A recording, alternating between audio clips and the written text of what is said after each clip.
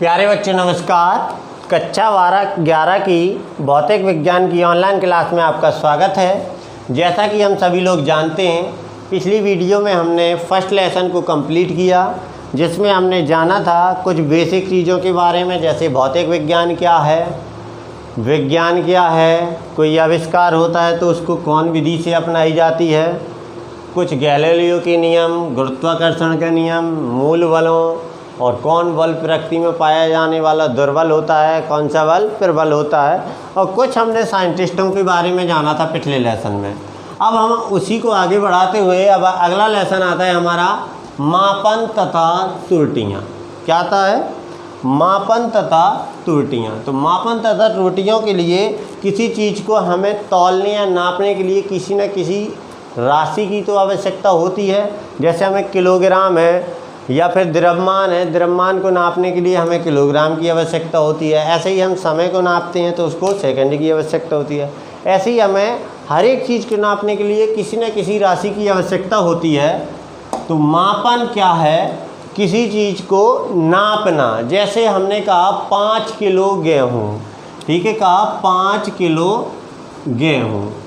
एक बात कही हमने 5 किलो गेहूँ, तो 5 तो इसका ये परिमाण हो गया, और ये किलो है ये हो गया इसका मात्रक। कि गेहूँ को ये जो किलोग्राम है इसमें 5 बार तौलना है, अर्थात 5 बार नापना है, तो 5 किलो गेहूँ हो जाएगा। मतलब ये हुआ कि किसी चीज़ को संख्या में व्यक्त करके उसको एक निश्चित परिमाण में व्यक्त किया जाता है, तो वही क्या कहलाता है?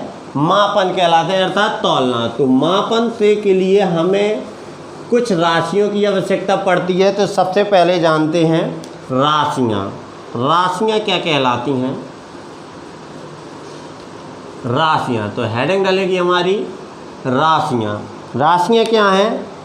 मतलब जिनमें कुछ परिमाण होता है। परिमाण का मतलब कुछ वजन होता है या उसका कोई निश्चित मान होता है, उसे ही हम लोग राशि कहते हैं। किसे राशि कहते हैं? जिनका कुछ परिमाण होता है, अर्थात उनमें कुछ ना कुछ वजन होता है या उसकी कुछ मात्रा होती है, उसी को कहते हैं हम लोग ये राशि है। अब राशि डिपेंड करती है उसके मात्रक पर, जो पीछे लग जाएगा मात्रक वही उसकी राशि हो जाएगी। तो चलिए राशियाँ जानते हैं। राशियाँ क्या हैं? जिनमें या बे वस्तुएँ कह सकते हैं, या फिर सीधा कहो जिनमें कुछ परिमाण होता है, कुछ परिमाण होता है, उन्हें राशियाँ कहते हैं। क्या कहते हैं? उन्हें राशियाँ कहते हैं। राशि किसे कहते हैं? जिनमें कुछ ना कुछ परिमाण हो, उसे राशियाँ कहते हैं। अब राशि के टाइप के बारे में यदि बताया जाए तो राशियाँ बेटा होती हैं 2 प्रकार की। राशियाँ कितने प्रकार की होती है? 2 प्रकार की। नंबर 1 होती है मूल राशियाँ, और नंबर 2 होती हैं व्युत्पन्न राशियाँ। व्युत्पन्न राशियाँ। तो बेटा मूल राशियाँ वे राशियाँ कहलाती हैं जो स्वयं में अपने आप में खुद एक मात्रक है। जैसे किलोग्राम, इसको व्यक्त करने के लिए किसी भी राशि की आवश्यकता नहीं पड़ेगी, अर्थात ये क्या है? किलोग्राम मूल राशि है, मूल मात्रक है। और द्रव्यमान जो है वो मूल राशि है, क्योंकि द्रव्यमान को व्यक्त करने के लिए किसी और की सहायता जो अपने आप में अर्थात स्वतंत्र हो, बिल्कुल अकेली हो, उन्हीं को कहते हैं मूल राशियाँ। मूल का मतलब ये उनकी जड़ है राशियों की, तो उनको कहते हैं हम लोग मूल राशियाँ। मतलब वे राशियाँ जो अपने आप में स्वतंत्र होती हैं, उन्हें व्यक्त करने के लिए किसी भी राशि की आवश्यकता नहीं पड़ती है, उन्हें क्या कहते हैं? हम लोग मूल राशियाँ कहते हैं। व्युत्पन्न राशियाँ किन्हें कहते हैं? वे राशियाँ जो अपने आप में स्वतंत्र नहीं होती, इन्हें व्यक्त करने के लिए किनकी सहायता लेनी पड़ती है? मूल राशियों की सहायता लेनी पड़ती है। जैसे हम कहें वेग, वेग को व्यक्त करने के लिए हमें विस्थापन की आवश्यकता होगी और हमें समय की आवश्यकता होगी। तो इसको व्यक्त करने के लिए हमें 2 मूल राशियों की आवश्यकता हुई, इसलिए वेग क्या हो गया? व्युत्पन्न राशि हो गई। और मूल राशि क्या होगी? जैसे हमने कहा द्रव्यमान, द्रव्यमान अकेला है, द्रव्यमान का कोई अकेला फार्मूला नहीं होता है कि द्रव्यमान बराबर एक फार्मूला बन जाए। और बात की जाए जैसे समय, समय का भी एक अकेला होता है, और भी काफ़ी सारी चीज़ें हैं तो जिनके बारे में हम अभी जानते हैं। तो अभी आप लोगों को मूल राशियाँ क्या हैं ये जानना है। अभी प्रकार के बारे में हम लोग जान रहे हैं। जिनमें कुछ परिमाण होता है उन्हें ही हम लोग मूल राशियों के नाम से जानते हैं। तो चलिए आगे देखते हैं कि मूल राशियाँ जो राशियाँ होती हैं वो कितने प्रकार की होती हैं। राशियाँ क्या कहलाती हैं, जिन्हें व्यक्त करने के लिए कुछ ना कुछ परिमाण की आवश्यकता होती है, उन्हें क्या कहते हैं, राशियाँ कहते हैं। या फिर कह सकते हैं जिनमें कुछ परिमाण होता है उन्हें हम लोग राशियाँ कहते हैं। अब चलते हैं हम लोग राशियों के प्रकार। राशियों के प्रकार, तो राशियाँ होती हैं दो प्रकार की। अभी बताया ना मैंने, राशियाँ दो प्रकार की होती हैं। राशियाँ दो प्रकार की होती हैं। नंबर एक मूल राशियाँ, नंबर दो व्युत्पन्न राशियाँ। तो चलिए बात करते हैं मूल राशियाँ क्या हैं। मूल राशियाँ अभी मैंने बताया जिन्हें जो अपने आप में क्या होती हैं, स्वतंत्र होती हैं, उन्हें हम लोग मूल राशियों के नाम से जानते हैं। अर्थात वे राशियाँ जो अपने आप में स्वतंत्र होती हैं उन्हें मूल राशियाँ कहते हैं। इनको व्यक्त करने के लिए किसी भी दूसरी राशि की आवश्यकता नहीं होती है, ये अपने आप में खुद एक राशि है। ठीक है, तो मूल राशियाँ क्या हैं? वे राशियाँ जो अपने आप में स्वतंत्र होती हैं, जिन्हें व्यक्त करने के लिए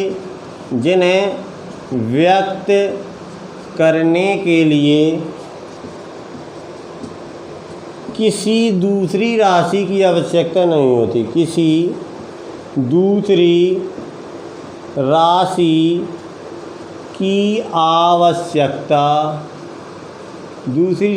की आवश्यकता नहीं होती है, उन्हें मूल राशियाँ कहते हैं। क्या कहते हैं? मूल राशियाँ कहते हैं। वे राशियाँ जो अपने आप में स्वतंत्र हों और उनको व्यक्त करने के लिए किसी भी दूसरी राशि की आवश्यकता ना हो, उन राशियों को हम लोग मूल राशियाँ कहते हैं। क्लियर? मूल राशियाँ किन्हें कहते हैं? वे राशियाँ जो अपने आप में स्वतंत्र हों और जिन्हें व्यक्त करने के लिए किसी दूसरी भी राशि की आवश्यकता ना पड़े, उन्हें हम लोग मूल राशियाँ कहते हैं। ये गिनती में होती हैं 7। मूल राशियाँ कितनी होती हैं? मूल राशियाँ 7 होती हैं। कभी कभी एक क्वेश्चन पूछ लिया जाता है कि मूल राशियाँ कितनी होती हैं, तो वो 7 होती हैं। अब उसको याद करने के लिए हम एक तरीका अपनाएंगे। पहले चलो नाम लिख लेते हैं, उसके बाद तरीके को देखते हैं। नंबर 1 द्रव्यमान, नंबर 2, चलो यहाँ पे नहीं, अभी यहाँ पे लिख ले रहे हैं। नंबर 1 द्रव्यमान, नंबर 2 समय, नंबर 3 ताप, नंबर 4 दूरी या लंबाई, नंबर 5 विद्युत धारा, नंबर 6 ज्योति तीव्रता और नंबर 7 आणविक मात्रा, अर्थात पदार्थ की आणविक मात्रा, जिसको हम लोग मोल के नाम से जानते हैं। ठीक है, तो ये कुछ हमारी 7 मूल राशियां हैं। द्रव्यमान, समय, ताप, लंबाई, विद्युत धारा, ज्योति तीव्रता और पदार्थ की आणविक मात्रा। ये 7 राशियां हैं, इनको याद करने के लिए एक हम तरीका अपना रहे हैं, आलस तावीज 2। देखिए इससे क्या आ जाएगा, आ से हो जाएगा आणविक मात्रा, ला से लंबाई, सा से समय, ता से ताप, बी से विद्युत धारा, जा से ज्योति तीव्रता और दा से द्रव्यमान। क्लियर? क्या? आलस तावीज 2, आणविक मात्रा, लंबाई, समय, ताप, विद्युत धारा, ज्योति तीव्रता और द्रव्यमान। ये हमारी कुछ 7 मूल राशियां हैं। द्रव्यमान, समय, ताप, लंबाई, विद्युत धारा, ज्योति तीव्रता और पदार्थ की आणविक मात्रा। मूल राशियां क्या कहलाती हैं? वे राशियां जो अपने आप में स्वतंत्र होती हैं, जिन्हें व्यक्त करने के लिए किसी दूसरी राशि की आवश्यकता नहीं होती है, उन्हें हम मूल राशियां कहते हैं। मूल राशियां 7 होती हैं। कौन कौन सी हैं? द्रव्यमान, समय, ताप, लंबाई, विद्युत धारा, ज्योति तीव्रता और पदार्थ की आणविक मात्रा। तो यहाँ पे इसके नीचे ही आप लोग इन राशियों को लिख लेना, लंबाई, द्रव्यमान, समय, ताप, विद्युत धारा, ज्योति तीव्रता और पदार्थ की आणविक मात्रा। तो चलिए इसको कॉपी कीजिए, फिर हम जानते हैं कि व्युत्पन्न राशियाँ क्या कहलाती हैं।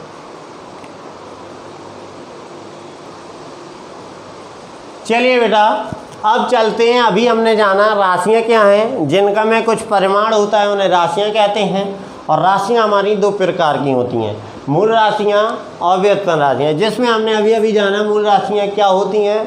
वे राशियाँ जो स्वतंत्र होती हैं और जिन्हें व्यक्त करने के लिए किसी न किसी परिमाण की या किसी दूसरी राशि की आवश्यकता नहीं होती है, उन्हें हम लोग मूल राशियों के नाम से जानते हैं। अब हम चलते हैं आगे और दूसरा नंबर देखते हैं व्युत्पन्न राशियाँ। कौन सी राशियाँ? व्युत्पन्न राशियाँ। तो चलिए देखते हैं कि व्युत्पन्न राशियाँ क्या कहलाती हैं।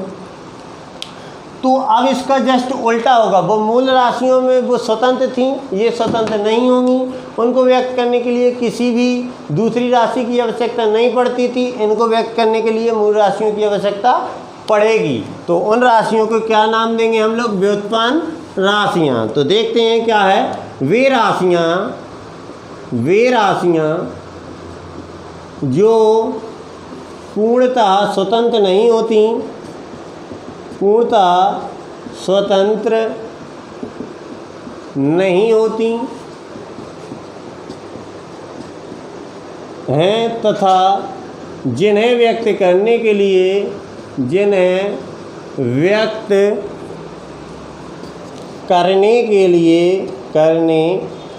लिए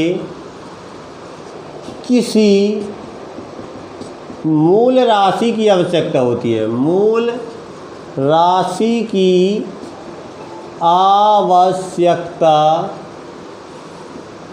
होती है, वे राशियाँ क्या कहलाती हैं? व्युत्पन्न राशियाँ कहलाती हैं। मतलब वे राशियाँ जो स्वतंत्र ना हो और जिन्हें व्यक्त करने के लिए हमें मूल राशियों की सहायता लेनी पड़े, इनकी हेल्प से ही ये राशियाँ बन के आती हैं। सपोज कर लो हमने कहा आयतन, क्या कहा? आयतन। तो आयतन के लिए हमें क्या क्या लंबाइयाँ, आयतन के लिए हमें देखना क्या क्या लगा है मूल राशियों में। लंबाई लगी है, चौड़ाई लगी है और ऊंचाई लगी है। तो देखिए ये सारी की सारी मूल राशियों की आवश्यकता हुई है। अर्थात लंबाई भी एक मूल राशि है, चौड़ाई कह लें तो चौड़ाई भी एक मूल राशि है, और ऊंचाई कह लें तो ऊंचाई भी एक मूल राशि है, या दूरी कह लें सबको तो दूरी भी। और दूसरी राशि की बात करें, मान लो हमने बात की वेग की।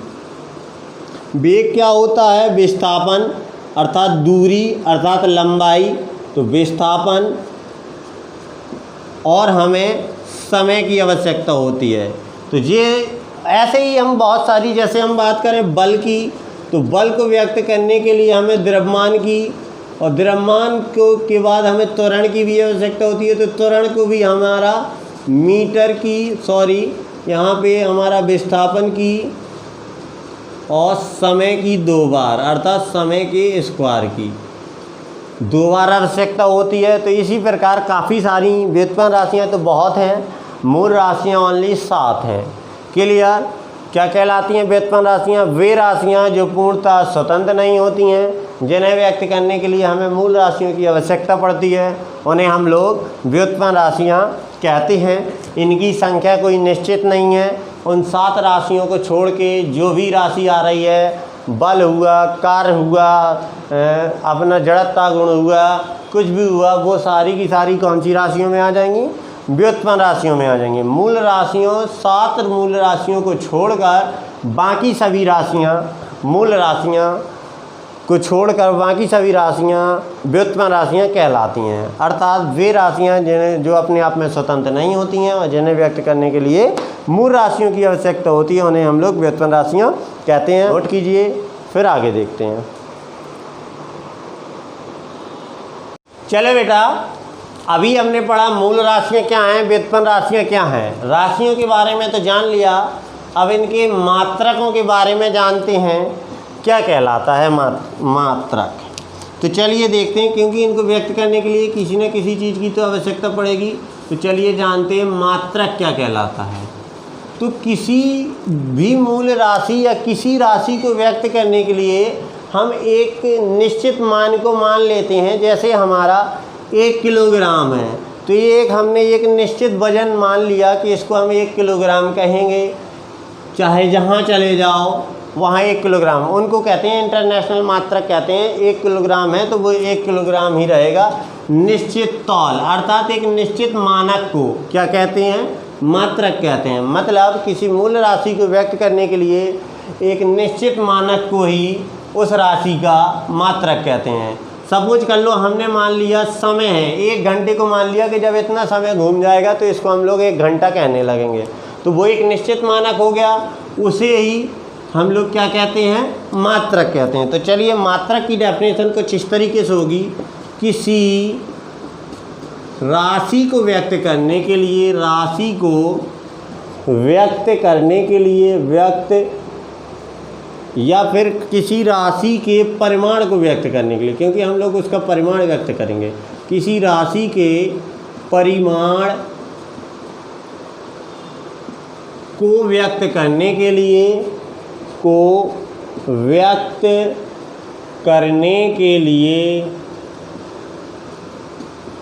किसी राशि के परिमाण को व्यक्त करने के लिए जिस निश्चित मानक की आवश्यकता होती है, जिस निश्चित मानक की आवश्यकता होती है, मानक की आवश्यकता होती है, उसे मात्रक कहते हैं। मात्रक कहते हैं। हमने कहा कि वही ले लिया, हमने कहा 5 घंटे। क्या कहा? 5 घंटे। तो इसका एक जिस समय का परिमाण था 5, इसको व्यक्त करने के लिए हमें घंटे की आवश्यकता हुई। तो यही घंटा क्या कहलाएगा? समय का मात्रक कहलाएगा। और एक और सपोज कर लो, हमने कहा 5 एम्पियर। तो धारा को व्यक्त कर 5 धारा को व्यक्त करने के लिए हमें एक वस्तु या फिर एक व्यक्ति या फिर एक परिमाण की या एक मानक की आवश्यकता हुई, उसे क्या कहेंगे हम लोग? मात्रक कहेंगे। तो ये क्या कहलाएगा? एम्पियर मात्रक कहलाएगा। ठीक है। तो जैसे हम एक एग्जाम्पल लिख लेंगे, जैसे हमने कहा 5 एम्पियर। तो यहाँ पे 5 क्या है? 5 हमारा परिमाण है और एम्पियर हमारा मात्रक। क्या है? मात्रक है। और भी काफ़ी सारे एग्जाम्पल हम लिख सकते हैं। 5 एम्पियर 50 किलोग्राम, 100 किलोग्राम, कहीं जो 50 डिग्री सेंटीग्रेड ताप के लिए हो जाएगा, बाकी सब के लिए। तो ये कहलाते हैं मात्रक। मतलब किसी राशि के परिमाण को यदि हम व्यक्त करने के लिए जिस मानक या जिस किसी भी वस्तु या चीज़ का उपयोग करते हैं, उसको हम क्या कहते हैं? मात्रक।